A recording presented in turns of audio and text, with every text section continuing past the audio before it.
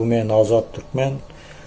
Soňky wagtlar bir topar nämeler köpelip gitdi. Şu yalan ýaşyryk, miting, sitting şunyaly zatlarda. Men biraz pikirimi açjak bolýan. Şu mitinge çağırýan nämeler dalba ýok diýsem hem bolýar. Maňa tapawdy ýok. Ol opozitsioner bolsun. Оппозиция сумак olsun, потому что не согласован на митинг. O kanuna, o karşı, kanun boyunca değil. Şunun için biraz kelleniz işledin. Şu goğuştan dedim, kim tupoy. Kimin tesirinde yorsun, kimin aşağında yorsun, onu goğuca bilen yönü aklın aylan azmaz.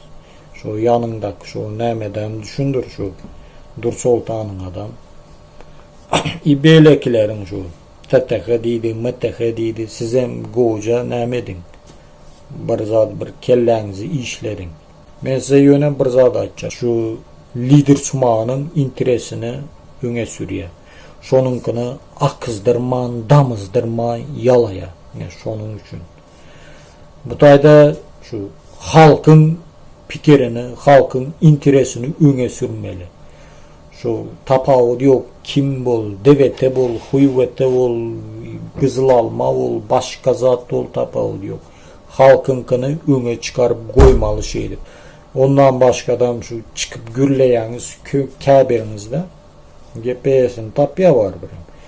Ay siz korkaksınız, siz hiç zat edeniz yok, nemedeniz yok, siz korkak, yine men şu tayda yürün. Yörenin de nemi? Bir zat ütkeye mi bilet? Hiç adam ütkeni yok. Nem için ütkeni yok bilet? Öz aranızda ağzı bir de şonun için hiç adam, hiç kaçanam ütkemez bilet. Şu özüne opozisiya sumak, lider sumak diyen adamlara günümüz kalmasın.